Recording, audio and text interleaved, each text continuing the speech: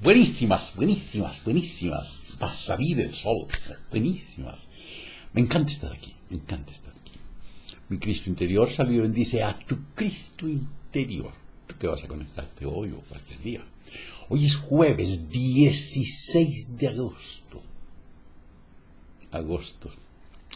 El programa es el número 1783.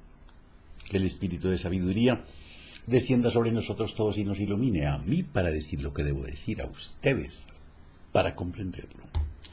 Nuevamente, el de hoy se las trae. Pero es que es necesario que nosotros exploremos cuál es la realidad humana. Porque la mayoría de nosotros no lo sabe. Y segundo, no se enseña en ninguna parte.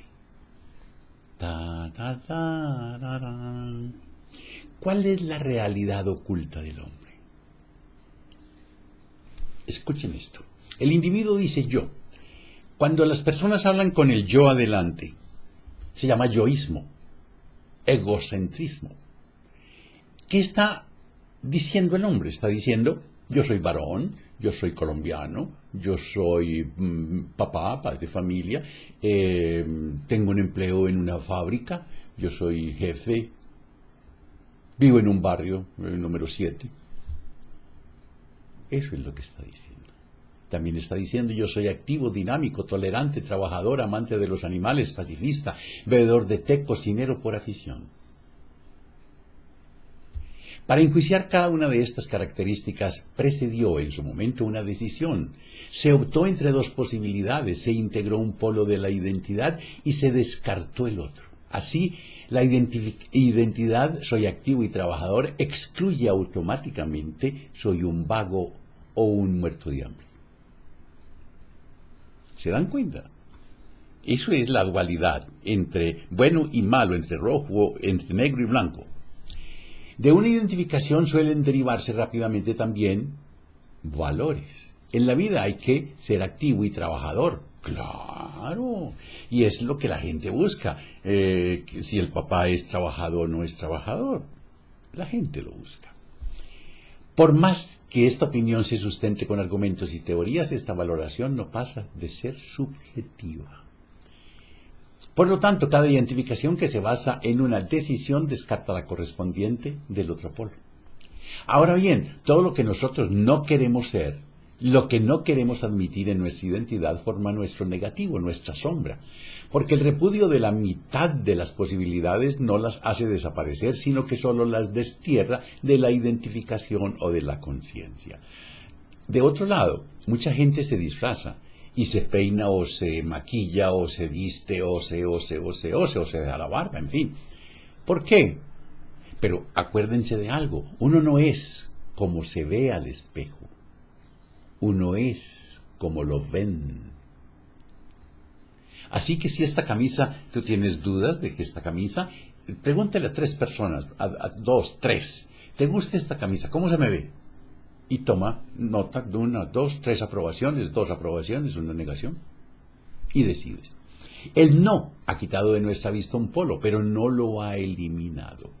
El polo descartado vive desde ahora en la sombra de nuestra conciencia. Del mismo modo en el que los niños creen que cerrando los ojos se hacen invisibles. Las personas imaginan que es posible librarse de la mitad de la realidad por el procedimiento de no reconocerse en ella. Si yo me visto así, si yo me peino así. Y se deja que un polo, por ejemplo, la laboriosidad, salga a la luz de la conciencia, mientras que el contrario, la pereza o la desidia, tiene que permanecer en la oscuridad donde uno no lo vea. El no ver se considera tanto como no tener, y se cree lo que uno puede existir, que lo uno puede existir sin lo otro.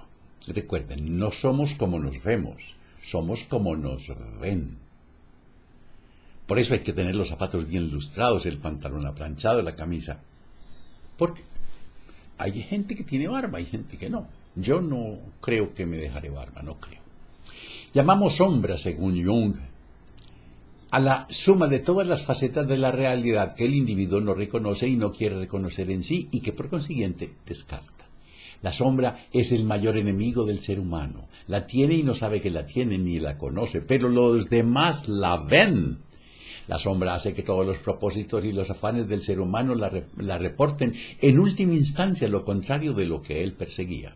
El ser humano proyecta en un mal ánimo que existe en el mundo todas las manifestaciones que salen de su sombra, porque tiene miedo a encontrar en sí mismo la verdadera fuente de toda desgracia.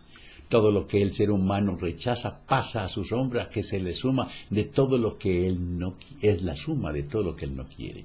Ahora bien, la negativa a afrontar, a asumir una parte de la realidad no conduce al éxito deseado. Por el contrario, el ser humano tiene que ocuparse muy especialmente de los aspectos de la realidad que ha rechazado.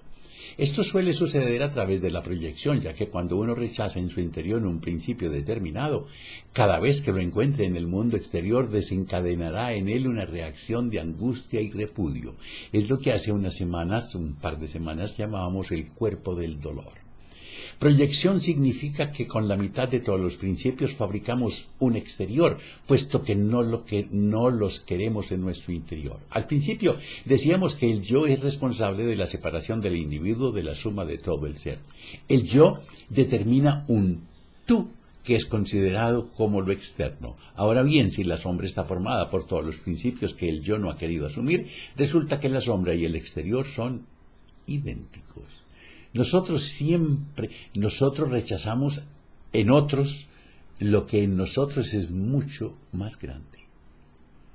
Recuerden eso. Nosotros siempre sentimos nuestra sombra como un exterior, porque si la viéramos en nosotros ya no sería la sombra. Esto entraña una irónica ley a la que nadie puede sustraerse. Lo que más ocupa al ser humano es aquello que rechaza. Lo acabo de decir. Si yo le rechazo a alguien que se comporte o que hable o que diga o que huela o que... en mí está el doble. Y de este modo se acerca al principio rechazado hasta llegar a vivirlo. Es conveniente no olvidar las dos últimas frases. El repudio de cualquier principio es la forma más segura de que el sujeto llegue a vivir este principio. Lo que tú rechazas en otro, en ti abunda.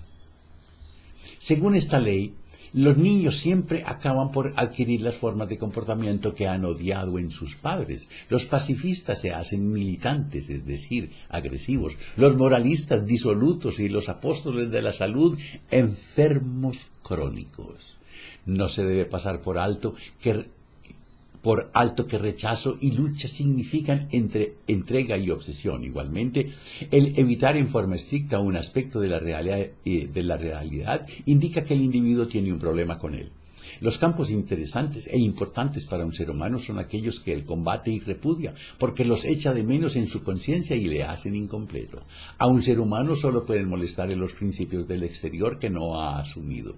En este punto de nuestras consideraciones debe haber quedado claro que no hay un entorno que nos marque, nos moldee, influya en nosotros o nos haga enfermar. El entorno hace las veces de espejo en el que solo nos vemos a nosotros mismos y también, desde luego, y muy especialmente a nuestra sombra, a la que no podemos ver en nosotros.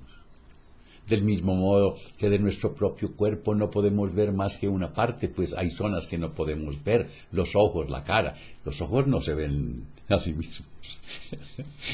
La espalda, la nalga, tiene uno que llamar a alguien, mírame que tengo aquí. Y para contemplarla necesitamos de un espejo. También para nuestra mente padecemos de ceguera parcial y solo podemos reconocer la parte que no es invisible, la sombra, a través de su proyección y reflejo en el llamado entorno o mundo exterior. El reflejo solo sirve de algo a aquel que se reconoce en el espejo. De lo contrario, se convierte en una ilusión. El que en el espejo contempla sus ojos azules, pero no sabe que lo están viendo sus propios ojos, en lugar de reconocimiento solo obtiene engaño. El que vive en este mundo y no reconoce que todo lo que ve y lo que siente es él mismo, cae en el engaño y el espejismo. Hay que reconocer que el espejismo resulta increíblemente vívido y real. Muchos dicen incluso demostrable. Pero no hay que olvidar esto. También el sueño nos parece auténtico y real mientras dura. Hay que despertarse para descubrir que el sueño es sueño. Y me pasó anoche. Y me levanté y me dio un poquitico de miedo. Lo mismo cabe decir del gran océano de nuestra existencia. Hay que despertarse para descubrir el espejismo. Nuestra sombra nos angustia. No es de extrañar por cuanto que está formada exclusivamente por aquellos componentes de la realidad que nosotros hemos repudiado. La sombra es la suma de todo lo que estamos firmemente convencidos que tendría que desterrarse del mundo para que éste fuera santo y bueno. Es decir, nosotros criticamos y no nos damos cuenta de que no tenemos fundamento. Por lo que ocurre es todo lo contrario. La sombra contiene todo aquello que falta en el mundo, en nuestro mundo, para que sea santo y bueno.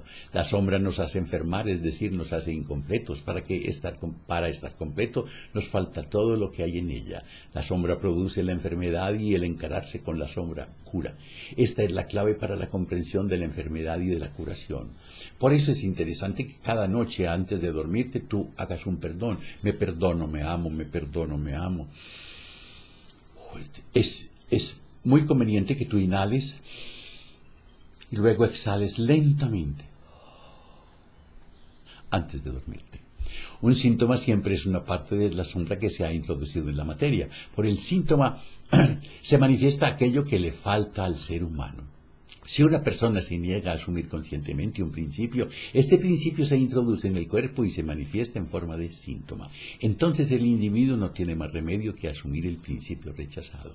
En realidad, el síntoma indica que lo que le falta al paciente, porque el síntoma es el principio ausente que se hace material y visible en el cuerpo. No es de extrañar que nos gusten tampoco nuestros síntomas, ya que nos obligan a asumir aquellos principios que nosotros repudiamos. Precisamente, en el síntoma podemos aprender a reconocer, podemos ver esas partes de nuestra alma que nunca descubriríamos en nosotros, puesto que están en la sombra. Nuestro cuerpo es espejo de nuestra alma.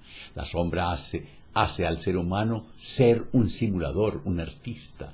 La persona siempre cree ser solo aquello con lo que se identifica o ser solo como ella se ve. Van varias veces. A esta autovaloración llamamos nosotros simulación.